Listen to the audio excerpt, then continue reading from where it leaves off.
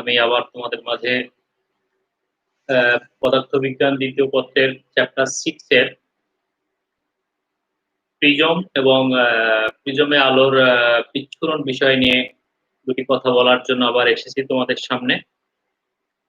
যারা এটা দেখছো বা দেখবা তারা তোমাদের পারলে বই, খাতা, কলম এগুলো নিয়ে একটু পাশে বসে যাও। আমরা আলোচনায় চলে যাচ্ছি।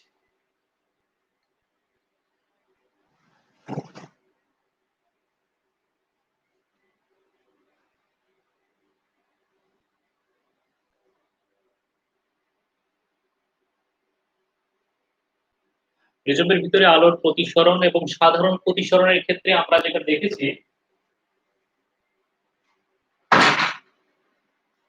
প্রতিসরণের সংজ্ঞায় যেটা বলা হয় যে একটা নির্দিষ্ট বর্ণের আলো একজোড়া নির্দিষ্ট মাধ্যমের মধ্য দিয়ে অতিক্রম করার সময় আপতন কোণের সাইন এবং প্রতিসরণ কোণের সাইনের অনুপাত একটি ধ্রুব সংখ্যা হয় এবং এই ঘটনাটাকে বলা হয় আলোর প্রতিসরণ। এখন প্রশ্ন হচ্ছে যে আমরা কেন বলি যে একটা নির্দিষ্ট বর্ণের আলো এবং একজোড়া নির্দিষ্ট মাধ্যম, তাহলে একটি নির্দিষ্ট বর্ণের আলো বলতে আমরা এখানে কি বুঝতে পারি? যে নিশ্চয়ই তাহলে ভিন্ন বর্ণের জন্য প্রতিসরণ ভিন্ন রকম হবে। তাহলে বর্ণ কোনো মাধ্যমের প্রতিসরণকে বা কোনো নির্দিষ্ট একজোড়া মাধ্যমের প্রতিসরণকে প্রভাবিত করে। তাহলে বর্ণের প্রভাব যদি আমরা বুঝতে পারি যে কি বর্ণের আলোর জন্য কি রকম প্রতিসরণ হবে, এই জিনিসটুকু আমরা যদি বুঝতে পারি তাহলে আলোর বিচ্ছুরণ সম্পর্কে আমাদের ধারণাটা স্পষ্ট হবে। তো আমরা জানি যে প্রত্যেকটা আলোর নির্দিষ্ট তরঙ্গ দৈর্ঘ্য আছে, নির্দিষ্ট কম্পাঙ্ক আছে। এই তরঙ্গ দৈর্ঘ্য এবং কম্পাঙ্ক কোনো আলোর গতিকে, কোনো আলো কোনো নির্দিষ্ট মাধ্যমের ভিতর দিয়ে প্রবাহিত হওয়াটাকে নিয়ন্ত্রণ করে। এইগুলোকে বিশ্লেষণ করে আমরা একটা টার্ম যদি ব্যবহার করতে পারি, সেই টার্মটা হচ্ছে রেডিফ, REDIF।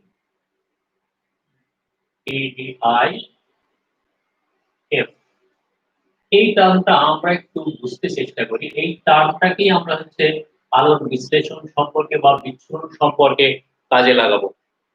যে এই RE কথাটা, এইটা দ্বারা আমরা বুঝবো refractive index, refractive index, D for deviation, and that DI dispersion,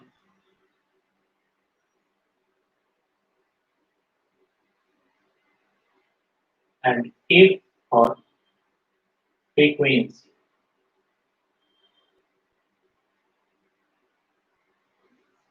এই টার্মটা আমরা একটু মনে রাখবো। রেডিফ, refractive index, deviation, dispersion and frequency. প্রত্যেকটা আলোর জন্য এটা কিন্তু একটা তাদের বিশেষ ধর্মের মধ্যেই পড়ে। তো কোন আলোর এই ধর্মটা কেমন, জাস্ট সেইটুকু যদি আমরা একবারে বুঝতে পারি তাহলে মোটামুটি বিক্ষেপণ সম্পর্কে আমাদের একটা ধারণা থাকবে। তো আমরা প্রথমে প্রিজমের ভিতরে আলো আপতিত হলে যেটা হয় দেখি একটু, যে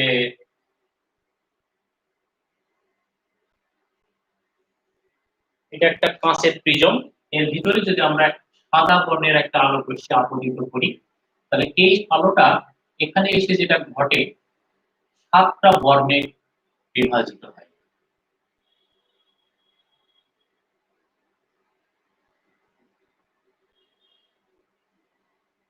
এইখানে থাকে violet, indigo, blue, green, yellow, orange, red. আমরা দুই প্রান্তের এটা দেখলাম, মাঝে খালি এই আলোগুলো আমরা দেখতে পাই। এই যে ঘটনাটা যে বিভিন্ন বর্ণের আলোতে বিশ্লিষ্ট হয়ে যাচ্ছে, এই বিভিন্ন বর্ণের আলোতে বিশ্লিষ্ট হয়ে যাওয়াকে বলা হয় যে আলোর বিচ্ছুরণ। এখন প্রশ্ন হচ্ছে যে বিচ্ছুরণ হয় কেন? আমরা প্রথমেই যে কথাটা উল্লেখ করেছিলাম যে নির্দিষ্ট বর্ণের আলো নির্দিষ্ট মাধ্যমের ভিতর দিয়ে প্রতিসরিত হওয়ার সময় তাদের দিক পরিবর্তনের পরিমাণ ভিন্ন রকম হয়। তাহলে এই নির্দিষ্ট বর্ণ কথাটা কি বোঝাচ্ছে? এই যে রেডিফ কথা যেটা আমরা দেখলাম, এই রেডিফ থেকে আমরা একটা জিনিস প্রথমে একটা বর্ণের জন্য দেখি।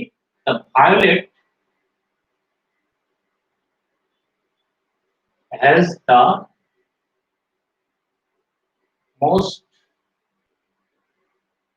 রেডিফ।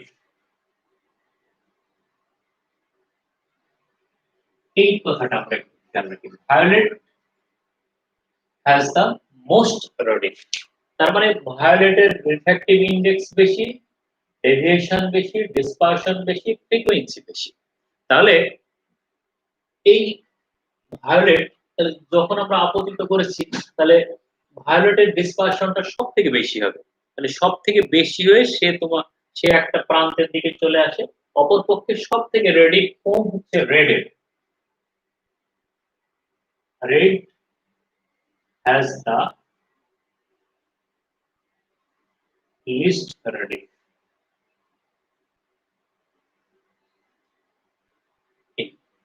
লিস্ট তাহলে রেডের যদি সবথেকে কম ডিসপারশন ঘটে, তাহলে সে এক প্রান্তে থাকবে, ভায়োলেট এক প্রান্তে থাকবে।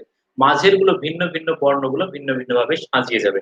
তাহলে এইভাবে সাজিয়ে দেখা গেল আমরা যদি একটা পর্দায় দেখি, তাহলে এই পর্দার নিচের প্রান্তের দিকে থাকবে হচ্ছে ভায়োলেট, আর উপরের প্রান্তের দিকে থাকবে হলো রেড। এবং এরা হচ্ছে একটা আলাদা আলাদা জায়গা দখল করে অবস্থান করবে।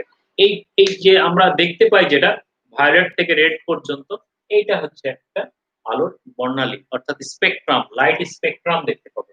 এই স্পেকট্রামের মধ্যে রেড একটা নির্দিষ্ট জায়গা দখল করে থাকবে, ভায়োলেট একটা নির্দিষ্ট জায়গা দখল করে থাকবে, ব্লু একটা নির্দিষ্ট জায়গা দখল করে থাকবে। এইগুলো হচ্ছে একটা কালার ব্যান্ড। তাহলে এই ব্যান্ডের উইডথটা নির্ভর করবে তার ফ্রিকোয়েন্সির উপরে। তা কে কোন ফ্রিকোয়েন্সিতে অবস্থান করছে সেটা। তাহলে ফ্রিকোয়েন্সি যার বেশি, তার রেডিফ বেশি, রেডিফ বেশি হলে নিচের দিকে থাকবে, রেডিফ কম হলে উপরের দিকে থাকবে। এইভাবে ভাগ ভেঙে এটা লাইট স্পেকট্রাম তৈরি। এটা হচ্ছে প্রিজমের ভিতর দিয়ে আলোর প্রতিসরণের ফলে তার আলোর বর্ণালী তৈরি। এখন প্রশ্ন হচ্ছে যে এই ভায়োলেট একদিকে যাচ্ছে, রেড আর একদিকে যাচ্ছে কেন? এটার জন্য আমাদের কম্পাঙ্ক এবং তরঙ্গ দৈর্ঘ্যের ব্যাখ্যাই যথেষ্ট, যেটা আমরা রেডিফ থেকে দেখছি এবং বইয়েও আমাদের এই বিষয়টা আলোচনা করা আছে। কিন্তু আমরা যদি এই আলোচনার আরেকটু পিছন থেকে শুরু করতে চাই, তাহলে আমরা যদি নিউটনের কণা তত্ত্বের কথা নিয়ে আসি এখানে, যে আলোর বর্ণনার জন্য বা আলোর বৈশিষ্ট্য বর্ণনার জন্য যে চারটা তত্ত্ব রয়েছে, সেই চারটা তত্ত্বের মধ্যে নিউটনের কণা তত্ত্ব হচ্ছে কি, যে প্রত্যেকটা বর্ণ একটা নির্দিষ্ট আকৃতির কণা দ্বারা গঠিত, এবং সেই কণাগুলো মাধ্যমের ভিতর দিয়ে এসে আমাদের চোখে আঘাত করে, এবং সেই আঘাতের ফলে আমরা ওই বস্তুটাকে দেখার অনুভূতি পাই। এবং ওই কণার আকৃতির কারণে এক এক ধরনের কণা এক এক ধরনের আঘাত করে বলে আমাদের কাছে সেগুলো বর্ণগুলো আমরা সুস্পষ্টভাবে আলাদা আলাদা ভাবে বুঝতে পারি। এখন নির্দিষ্ট আলো নির্দিষ্ট আকৃতির বর্ণ দিয়ে যদি গঠিত হয়, তাহলে একটা পথ যদি এইটা হয়,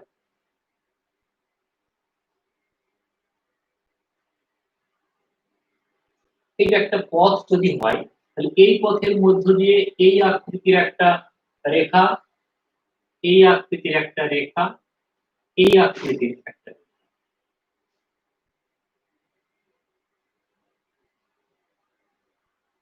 এই রেখাগুলো যদি গমন করে, তাহলে এই রেখাগুলো তার কি বোঝাচ্ছে? প্রত্যেকটা রেখা তো নির্দিষ্ট বিন্দু দ্বারা গঠিত। তাহলে সেই বিন্দুর আকৃতিগুলো যদি কম বা ছোট বা বড় হয়, তাহলে এই পথের মধ্য দিয়ে যাওয়ার সময় তাদের বেঁকে যাওয়ার পরিমাণ এক এক রকম হবে। এই কারণে লাল আলোর কণিকাগুলো এক ধরনের কণার আকৃতি দ্বারা গঠিত, ভায়োলেট আলোর কণাগুলো এক এক ধরনের আকৃতি দ্বারা গঠিত, যার কারণে তাদের ডিসপারশনটা ভিন্ন ভিন্ন রকম হয়ে যায়। এবং এই কণা তত্ত্ব দ্বারাই আমরা এই জিনিসটাকে সঠিকভাবে কিন্তু বুঝতে পারি। এইটা একটু যদি আমরা মনে রাখি, আমাদের 9-10-এ এই কণা তত্ত্ব সম্পর্কে আরো বিস্তারিত আলোচনা ছিল। তার মধ্যে থেকে জাস্ট এইটুকু যদি আমরা মনে রাখতে পারি যে বিভিন্ন বর্ণ বিভিন্ন আকৃতির কণা দ্বারা গঠিত, তাহলে সেই বিভিন্ন আকৃতির কণা কোন নির্দিষ্ট মাধ্যমের ভিতর দিয়ে প্রবাহিত হবার সময় মাধ্যমের এই কণাগুলোর সঙ্গে সংঘর্ষ, এবং সংঘর্ষের ফলে তাদের যে বিচ্যুতি ঘটে, সেই বিচ্যুতির পরিমাণ হচ্ছে ভিন্ন ভিন্ন। এই বিচ্যুতির পরিমাণ ভিন্ন ভিন্ন হওয়ার কারণেই লাইট ডিসপারশন ঘটে। এবং এই ডিসপারশনের মূল তত্ত্ব বা মূল ঘটনা কিন্তু ওটাই। এবং সেই বর্ণের কারণেই তো তাদের তরঙ্গ দৈর্ঘ্য, ফ্রিকোয়েন্সি এগুলো নির্ধারিত হয়েছে এবং সেইগুলোকে বিশ্লেষণ করে গবেষণা করে সেইগুলো থেকে একটার পর পর্যবেক্ষণ করে আমরা এই রেডিক্ট কথাটাই উপস্থাপন মানে উপস্থিত হতে পেরেছি এবং এই রেডিক্টটা হচ্ছে কি অনেক গবেষণার ফল যে এক বাক্যের মধ্যে একটা সেন্টেন্স একটা ওয়ার্ডের মধ্যে এটাকে নিয়ে আসা হয়েছে যে যেক্ষেত্রে এই স্পেকট্রাম যদি দেখি এবং রেডিক্ট যদি দেখি তাহলে এখান থেকে আমরা জাস্ট এই দুইটা জিনিস থেকে আমরা প্রত্যেকটা বর্ণের বৈশিষ্ট্য সম্পর্কে অনেক বেশি ধারণা আমরা পেতে পারি।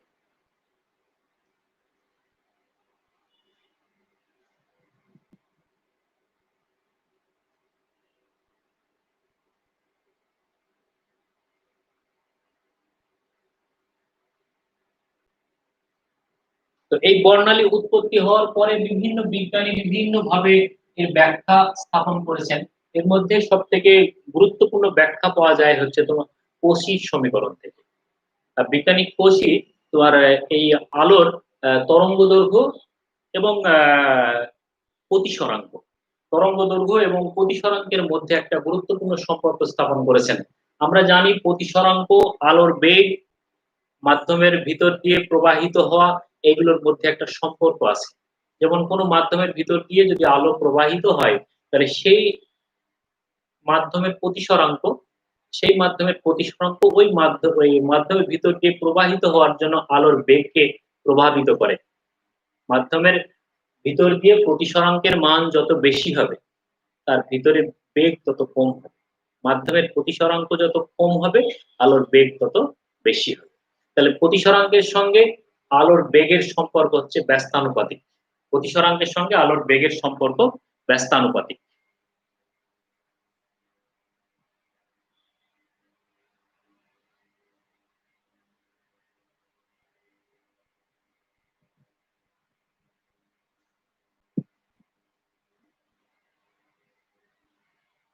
এখানে আমরা এই সম্পর্কটা পেতে পারি যে mu proportional two 1/c। C হলো আলোর বেগ। আবার ল্যামডা প্রপোর্শনাল টু 1/মিউ। ল্যামডা প্রপোর্শনাল টু 1/মিউ বা মিউ প্রপোর্শনাল টু 1/ল্যামডা, কারণ সি এর সঙ্গে ল্যামডার সমানুপাতিক থাকে। তাহলে এটা হচ্ছে আমাদের একটা জিওমেট্রিক্যাল ফ্যাক্টর বলা যায় এটা, কারণ মাধ্যমের উপর নির্ভর করে। কোন মাধ্যমের প্রতিসরাঙ্ক আলোর বেগকে প্রভাবিত করে, কোন মাধ্যমের প্রতিসরাঙ্ক দ্বারা তার তরঙ্গ দৈর্ঘ্য নির্ধারিত হয়। কিন্তু এগুলোর সবগুলোর পিছনের মূল ঘটনা কিন্তু হচ্ছে ওই কণার আকৃতি, তার মানে নিউটনের কণা তত্ত্ব। নিউটনের কণা তত্ত্বকে আমরা এই জন্য ফেলে আসতে পারছি না, সব জায়গায় গুছিয়ে নিয়ে আসা হচ্ছে, যার মডার্ন ভার্সন আমাদের যদিও কোয়ান্টাম ফিজিক্স, তবু এই কোয়ান্টাম ফিজিক্সের আরো পিছন থেকে বুঝতে গেলে আমাদের নিউটনের কণা তত্ত্বই চলে আসে। তো আমরা এখানে কৌচি সমীকরণটা যদি আলোচনা করতে চাই তাহলে বিজ্ঞানী কৌচি এই সমীকরণটাকে আরো অর্থবহ করে তুলেছেন। বিজ্ঞানী কৌচি এই সমীকরণটাকে আরো অর্থবহ করে তুলেছেন। তিনি অনেক গবেষণার পরে দেখেছেন যে এই মিউ মিউ প্রপোর্শনাল টু 1/ল্যামডা টু দি পাওয়ার 4। তার মানে কোন একটা বর্ণের তরঙ্গ দৈর্ঘ্যের চতুর্থ ঘাতের ব্যস্তানুপাতিক হচ্ছে ওই মাধ্যমের প্রতিসরাঙ্ক। তাহলে কোন মাধ্যমের প্রতিসরাঙ্ক মিউ is proportional to 1/ল্যামডা টু দি পাওয়ার 4। 1/ল্যামডা টু দি পাওয়ার 4 এই সম্পর্ক, এই সমীকরণটাকে তিনি সম্পন্ন করেছেন mu is equal to a plus b by lambda square plus c by lambda to the power 4। এই সমীকরণটা ছিল তার মূল সমীকরণ এবং এই সমীকরণের গাণিতিক বিশ্লেষণের মাধ্যমে খুব সহজ রূপে তিনি আমাদের কাছে এই অংশটুকু উপস্থাপন করেছেন। এই উপস্থাপিত অংশ থেকে যদি আমরা প্রতিসরাঙ্ক এবং তরঙ্গ দৈর্ঘ্যের মধ্যে একটা লেখচিত্র দেখি তাহলে দেখা যাবে যে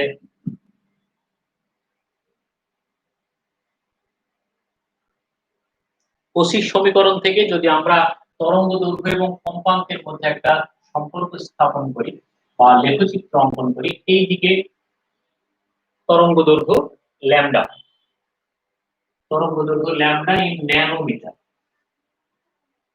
আর এদিকে হলো প্রতিসরাঙ্ক মিউ।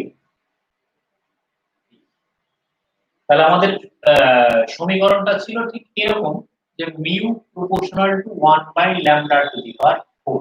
তাহলে 1/ল্যামডা টু দি পাওয়ার 4 এইটা ব্যস্তানুপাতিক, তার মানে ল্যামডার মান যদি বাড়ে মিউ এর মান কমবে, আর ল্যামডার মান যদি কমে মিউ এর মান বাড়বে। তাহলে দেখা যায় এইদিকে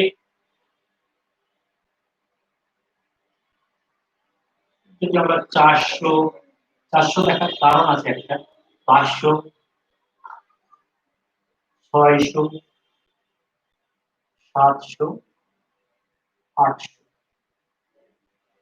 এটা দেখছি কারণ হচ্ছে আমাদের রেড লাইটের তরঙ্গ দৈর্ঘ্য হচ্ছে 400 ন্যানোমিটার, আর ভায়োলেটের হচ্ছে 800 ন্যানোমিটার। তার মানে এইটুকু হচ্ছে আমাদের ভিজিবল লাইটের যে রেঞ্জ তরঙ্গ দৈর্ঘ্যের তার মধ্যে থাকছি আমরা।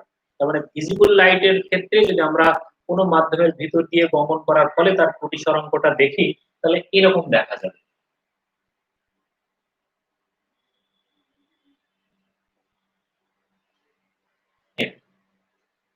এদিকটা যদি দেখি আমরা,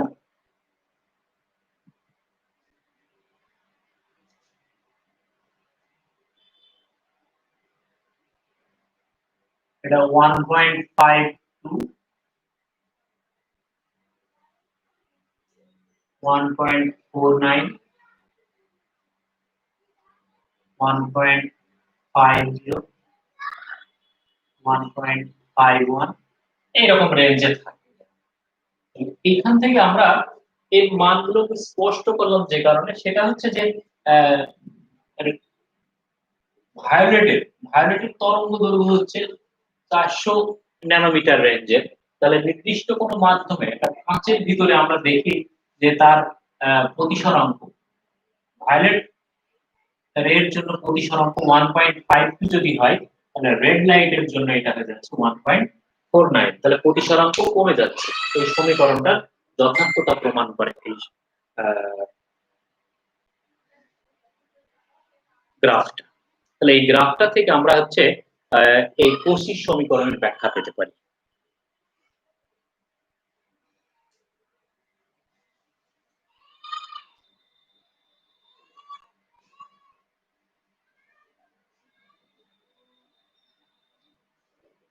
এবং বিজ্ঞানী কোসি দেখেছেন যে নির্দিষ্ট মাধ্যমে আলোর বেগ বিশ্লেষণ করতে যেও দেখা যায় যে যেহেতু প্রতিসরাঙ্কের সঙ্গে বেগের তারতম্য আছে বা ব্যস্তানুপাতিক সমীকরণ বহন করে, তাহলে সেই ক্ষেত্রে তিনি দেখেছেন যে নির্দিষ্ট মাধ্যমে লাল আলোর যে বেগ, সেই লাল আলোর বেগ বেগুনি আলোর বেগ অপেক্ষা প্রায় 1.8 গুণ বেশি।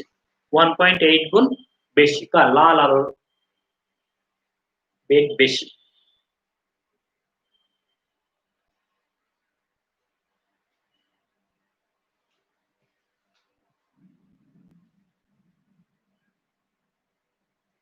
এবার আমি একটা গুরুত্বপূর্ণ একটা বিষয় আলোচনা করতে যাচ্ছি, যে ডিসপারশন ডিসপারশন অ্যাঙ্গেল।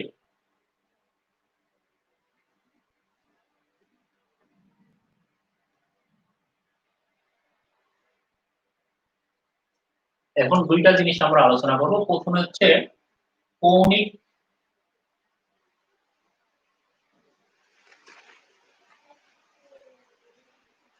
বিচ্ছুরণ, অ্যাঙ্গুলার ডিসপারশন,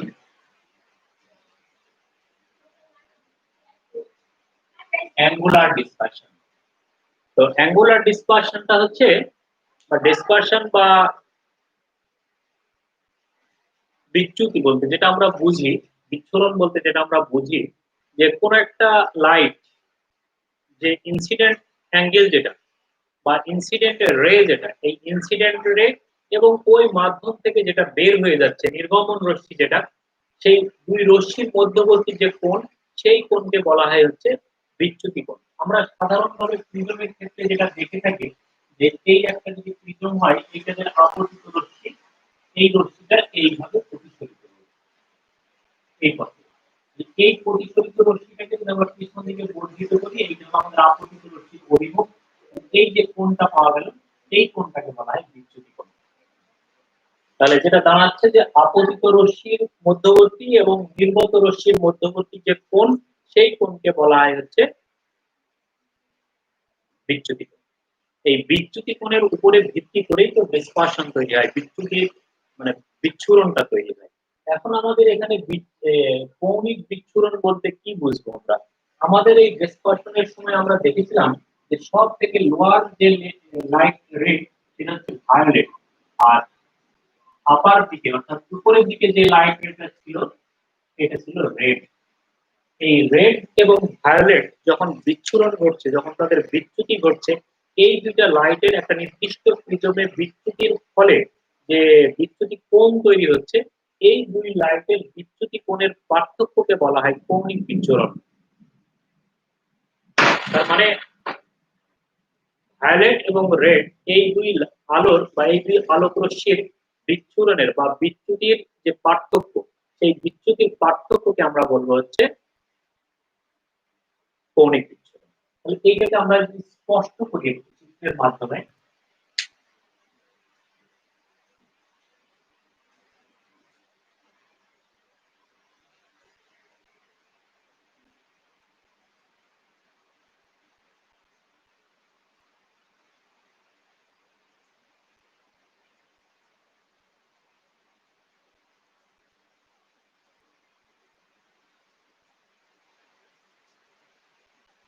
এটা হলো আমাদের রেড, ভায়োলেটটাকে আমরা লাল কালি কালি দিয়ে দেখাই।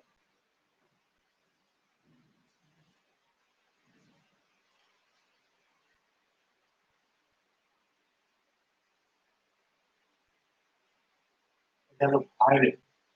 তাহলে এই ভায়োলেট এবং রেড এদেরকে যদি আমরা পিছন দিকে বর্ধিত করি, তাহলে পিছন দিকে যদি বর্ধিত করি তাহলে দেখা যাচ্ছে যে এইটাকে আমরা পিছন দিকে বর্ধিত করলাম, এটাকেও আমরা পিছন দিকে বর্ধিত করলাম। এই বর্ধিত বিন্দুতে যদি আমরা এই সমান্তরাল একটা রেখা অঙ্কন করি, সমান্তরাল রেখা অঙ্কন করলাম, তাহলে এই সমান্তরাল রশ্মিটাই আমাদের এই আপতিত রশ্মি। তাহলে এই আপতিত রশ্মির সঙ্গে রেডের যে বিচ্যুতি, সেই বিচ্যুতিটা হচ্ছে এটার নাম দিলাম আমরা ডেল্টা আর। আর এর সঙ্গে রেডের যে বিচ্যুতি, সেই বিচ্যুতির নামটা দিলাম আমরা ডেল্টা। তাহলে ডেল্টা ভি এবং ডেল্টা আর এর যে পার্থক্য, ডেল্টা ভি এবং ডেল্টা আর এর যে পার্থক্য, সেইটাকে বলা হয় কৌণিক বিচ্ছুরণ। তাহলে কৌণিক বিচ্ছুরণ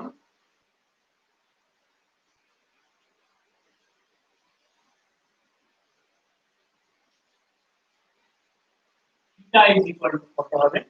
theta is equal to delta V minus delta R. এই ইকুয়েশনটা হচ্ছে আমাদের বিচ্ছুরণের ইকুয়েশন।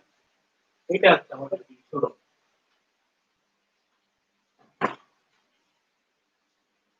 তাহলে বিচ্ছুরণ কৌণিক অবস্থা।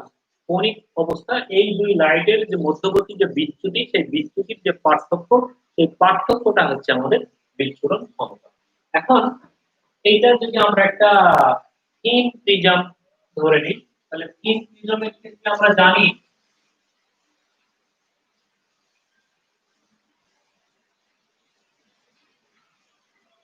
Delta is equal to mu minus 1 into a। এই সমীকরণটা জানি আমরা। এখন ভায়োলেটের জন্য কি হবে? Violet delta V is equal to mu V, কারণ এর প্রতিসরাঙ্ক তো ভি হবে, তাহলে mu V minus 1 into a, and that's for red. For red, delta r is equal to mu r minus 1 into a. And from equation 1, theta is equal to mu v minus 1 minus mu r plus 1 into a. তাহলে plus এ minus এ eliminate হয়ে গেল, mu v minus mu r into a. This equation represents the angular dispersion. and this is the angular dispersion. Theta is equal to mu v minus mu r into a. Mu v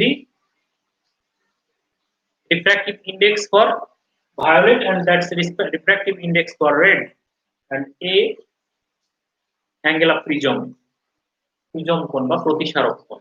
তাহলে এটা হলো আমাদের angle of এই কৌণিক বিচ্ছুরণ বা angular dispersion. এখন আমাদের এখানে আরেকটা টার্ম আছে যে ডিসপারসিভ পাওয়ার, ডিসপারশন পাওয়ার যেটা বা পাওয়ার অফ ডিসপারশন, বিচ্ছুরণ ক্ষমতা যেটা, এই বিচ্ছুরণ ক্ষমতাটা যদি আমরা দেখতে চাই তাহলে দেখবো এইভাবে।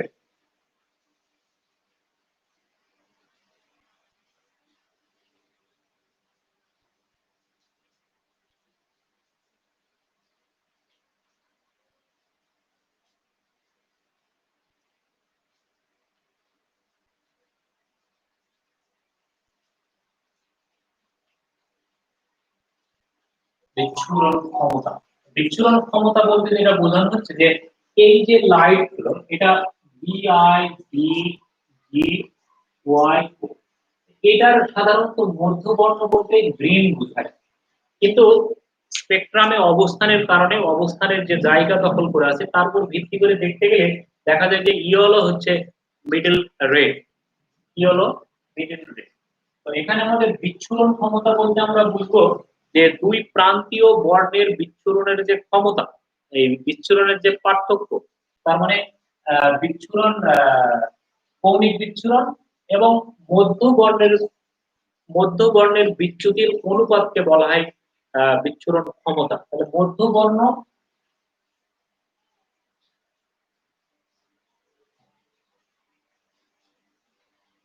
হলুদ এর জন্য ডেল্টা দিয়ে প্রকাশ করা হচ্ছে এটাকে মিউ মাইনাস 1 ইনটু a, আর বিচ্ছুরণ ক্ষমতাকে সাধারণত ওমেগা দ্বারা প্রকাশ করা হয়, অতএব omega is equal to theta by delta. তার মানে দুই প্রান্তীয় বর্ণের বিচ্ছুরণের পার্থক্য, দ্যাট মিন্স অ্যাঙ্গুলার ডিসপারশন, কৌণিক বিচ্ছুরণ এবং মধ্যবর্ণের বিচ্যুতির অনুপাত যেটা, মধ্যবর্ণের বিচ্যুতি ডেল্টা। তাহলে এখন যদি আমরা এই মানটা বসাই, theta is equal to mu V minus r into a divided by mu minus 1 into a, mu V minus mu r divided by mu minus 1। এটা হলো আমাদের বিচ্ছুরণ ক্ষমতা রাশিমালা, এটা হলো আমাদের বিচ্ছুরণ ক্ষমতা রাশিমালা। তাহলে বিচ্ছুরণ ক্ষমতা রাশিমালা থেকে আমরা একটা জিনিস দেখতে পাচ্ছি যে প্রিজমের উপাদানের প্রতিসরাঙ্ক যেটা, মানে কি উপাদান দিয়ে তৈরি সেইটার উপরে বিচ্ছুরণ ক্ষমতার মান নির্ভর করবে। যেমন কাঁচ প্রিজমের ক্ষেত্রে বিচ্ছুরণ ক্ষমতা যদি একরকম হয়, দেখা গেল স্বচ্ছ প্লাস্টিক দ্বারা তৈরি প্রিজমের ক্ষেত্রে বিচ্ছুরণ ক্ষমতা একটু ভিন্ন মান প্রদর্শন করবে। তার মানে উপাদান, কি উপাদান দ্বারা প্রিজমটা তৈরি হচ্ছে সেই উপাদানের মান দ্বারা বিচ্ছুরণ ক্ষমতা প্রভাবিত হচ্ছে। ওকে,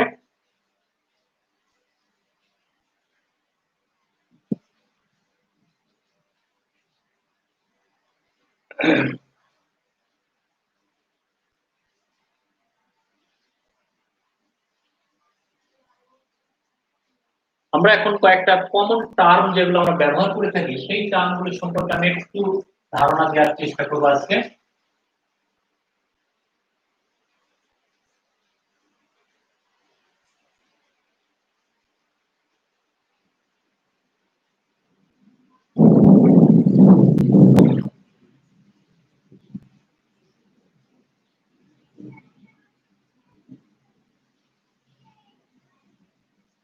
বিপদ সংকেত লাল হয় কেন?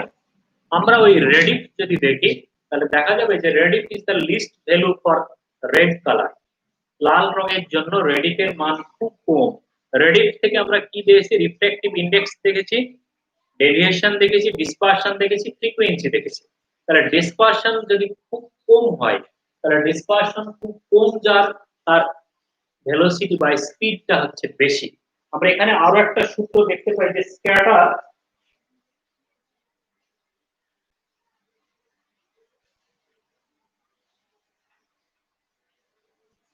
Proportional to 1/λ⁴। ঠিক আছে, তাহলে যার ল্যামডার মান বেশি তার স্ক্যাটারিং এর পরিমাণ কম। তো আমাদের রেড লাইটের ল্যামডার মান সব থেকে বেশি, তরঙ্গ দৈর্ঘ্যের মান সব থেকে বেশি, তাহলে এর স্ক্যাটারের মান পরিমাণ কম, অর্থাৎ বিচ্ছুরণ কম। তাহলে বিচ্ছুরণ যদি কম হয় তাহলে তার বেগ বেশি হয়, তাহলে বেগ যদি বেশি হয় তাহলে সে দ্রুত এক স্থান থেকে অন্য স্থানে গমন করতে পারবে। পক্ষান্তরে অন্য লাইটগুলোর স্ক্যাটারিং অনেক বেশি হওয়ার কারণে তাহলে একই সাথে একটা জায়গা থেকে যদি ভিন্ন বর্ণের আলো এখানে পৌঁছাতে হয় তাহলে দেখা যাবে রেডটা হচ্ছে আগে পৌঁছাবে, কারণ কি অন্য আলোগুলো হচ্ছে বিক্ষেপণ করতে পারে। দেখলে একই সাথে একজন কলেজে যাওয়ার উদ্দেশ্যে বের হয়ে দুইজন বন্ধুর সাথে দেখা গেল শপিং কমপ্লেক্সে গেল একবার, ফাস্ট ফুডের দোকানে গেল একবার, যে তার বিভিন্ন সময় ব্যয় করে তারপরে কলেজে যেয়ে পৌঁছাচ্ছে। আর যে সরাসরি কলেজে যেয়ে পৌঁছাবে, এখন এই দুইয়ের সময় তো একরকম হবে না। তো রেড লাইট যেহেতু তার স্ক্যাটারের পরিমাণ কম, তাহলে সে কি দ্রুত নির্দিষ্ট স্থানে যেয়ে পৌঁছাতে পারছে। এই পৌঁছানোর কারণে তার হচ্ছে সময় কম লাগে। তাহলে আমরা বিপদ সংকেত পাঠাতে চাই কোনো জায়গায়, তাহলে সেটা তো দ্রুত পাঠাতে চাই। একদিন পরে যে পৌঁছায় বা 10 মিনিট পরে পৌঁছালে এটা তো বিপদ সংকেতকে বা হুঁশিয়ারি করার জন্য হলো না। এই জন্য রেড লাইটকে বা রেড সিম্বলকে আমরা বিপদ সংকেত হিসেবে ব্যবহার করি। এটা হাইপোথেটিক্যাল অন্যভাবে বলা যায় এটা, যে যেহেতু আগুন বা ব্লাড এই দুইটা জিনিসের রং লাল হয়, এটা আমাদের কাছে কিন্তু একটা বিপদের সিম্বল বলে আমরা মনে করি। সেই হিসেবে লাল রংকে আমরা হচ্ছে বিপদ সংকেত হিসেবে ব্যবহার করে থাকি। এই এই একই সাথে আমরা এটাও বলতে পারি যে সূর্যোদয় এবং সূর্যাস্তের সময় সূর্যকে লাল দেখায় কেন। এই সূর্যোদয় বা সূর্যাস্তের সময় সূর্য দিগন্তের কাছাকাছি থাকে, এই দিগন্তের কাছাকাছি বা আমাদের সমান্তরালে থাকে। এই সমান্তরাল অবস্থা থেকে যখন আলো আমাদের কাছে আসে তখন অন্য বর্ণের আলোগুলো, সূর্য থেকে নিক্ষিপ্ত অন্য বর্ণের আলোগুলো স্ক্যাটার্ড হয়ে চতুর্দিকে ছড়িয়ে পড়ে। চতুর্দিকে ছড়িয়ে পড়ার কারণে লাল আলোটা দ্রুত আমাদের চোখে এসে পৌঁছায়, যার কারণে সূর্যোদয় এবং সূর্যাস্তের সময় আমরা সূর্যকে লাল দেখে থাকি। কিন্তু দেখা গেল সূর্যোদয় থেকে সাধারণত মধ্য মধ্যাহ্ন পর্যন্ত সূর্যকে নীল দেখায়, আবার মধ্যাহ্নের পরে সূর্যাস্ত পর্যন্ত সূর্যকে এই আকাশকে নীল দেখায়। এই নীল দেখার পিছনে কারণ যেটা, এই নীল দেখানোর পিছনে কারণ যেটা, এটা যদি আমরা দেখি যে এটা আমাদের আট, দিগন্তের বেলায় সূর্য এইখানে ছিল, অন্য বর্ণগুলো স্ক্যাটার হয়ে চতুর্দিকে চলে যাওয়ার ফলে শুধু রেড বর্ণটা আমাদের কাছে এসে পৌঁছতে পারে। এটা হলো সানরাইজ অর সানসেট টাইমে। এখন মধ্যবর্ণের সূর্যটি, মধ্যাহ্নের সূর্য এইখানে, এখন এখান থেকে এই অংশ যেটা, এই অংশগুলোতে হচ্ছে সূর্য, তার মানে সূর্যোদয় থেকে মধ্যাহ্ন পর্যন্ত আকাশকে নীল দেখায়। এই নীল দেখানোর পিছনে কারণ যেটা, আমাদের মূল সূত্র কিন্তু এইটাকেই কাজে লাগাচ্ছি আমরা, বা এই জিনিসটাই আমাদের এখানে কাজে লাগছে। এখানে দেখা গেল যে বিশাল বায়ুস্তর ভেদ করে আলোক রশ্মি যখন আমাদের কাছে এসে পৌঁছায়, সেই আলোক রশ্মি আমাদের কাছে পৌঁছানো পর্যন্ত বিভিন্ন ধূলিকণার যে স্তর সেইগুলো ভেদ করে আসার সময় আলোক রশ্মিগুলো বিভিন্ন কণার উপরে আঘাত পেয়ে তারা চতুর্দিকে ছড়িয়ে পড়ে। এই চতুর্দিকে ছড়িয়ে পড়ার ফলে ভিন্ন বর্ণগুলোর স্ক্যাটারিং এর পরিমাণ অনেক বেশি হয়ে যায়। পক্ষান্তরে আমরা দেখতে পাই যে এই বর্ণের সিরিয়ালটা যদি দেখি আর ও ওয়াই ভি আই বি, তাহলে দেখা যাচ্ছে যে এই অংশগুলো, এই অংশের আলোগুলোর স্ক্যাটার বেশি হয়, বেশি। পক্ষান্তরে এই অংশগুলোর স্ক্যাটার কম হয়, যার কারণে ওই স্তর দিয়ে আসার সময় দেখা গেল বায়ু মাধ্যমে তো সকল বর্ণের আলোর বেগ সমান, তাহলে স্ক্যাটারিং বেশি হওয়ার কারণে চতুর্দিকটা সেই নীল এবং নীল ব্যান্ডের আশেপাশের আলোগুলো ওই জায়গাটা দখল করে থাকে, যার কারণে আমরা উপরের দিকে তাকালে শুধু নীল বা তার কাছাকাছি বর্ণগুলোই দেখতে পাই। কারণ এরা একসঙ্গে মিশে একটা সমস্ত আকাশটাকে দখল করে আছে মনে হয় যেন, যার কারণে এই আকাশ নীল দেখায়। এই সময়টা সেটা এরকম জায়গায় সূর্য যদি থাকে তাহলে দেখা গেল আমরা এটাকে ব্লু দেখছি। এখানে যখন আমরা থাকে তখন কি দেখি, এখান থেকে এই পর্যন্ত সূর্য কিন্তু শর্টেস্ট ওয়ে বা শর্টেস্ট পথ অতিক্রম করে। এই শর্টেস্ট পথ অতিক্রম করার কারণে এদের যে স্ক্যাটারিং, সেই স্ক্যাটারিং প্রত্যেকটা বর্ণের জন্য প্রায় কাছাকাছি থাকে, কারণ একই মাধ্যমের ভিতর দিয়ে আসছে। তাহলে একই মাধ্যমের ভিতর দিয়ে সকল বর্ণ একই রকম ভাবে বিক্ষেপণ হয়ে যদি আমাদের চোখে এসে পৌঁছায়, তাহলে দেখা যাবে যে আমরা সকল বর্ণগুলিকে একসঙ্গে দেখতে পাই। এই একসঙ্গে দেখতে পাওয়ার কারণে এই নুন টাইম যেটা, সেই সময় এই আকাশটাকে অনেকটা সাদা দেখায়, সাদা দেখায়। সকল বর্ণগুলো তোমার মধ্যে একই রকম ভাবে স্ক্যাটারিং ঘটে, এই কারণে সাদা দেখায়। তাহলে এই তিনটা বর্ণ যে আমরা আকাশে দেখি, এই তিনটা সময়ে এটা একটা আমাদের খুব গুরুত্বপূর্ণ একটা জিনিস। তো এই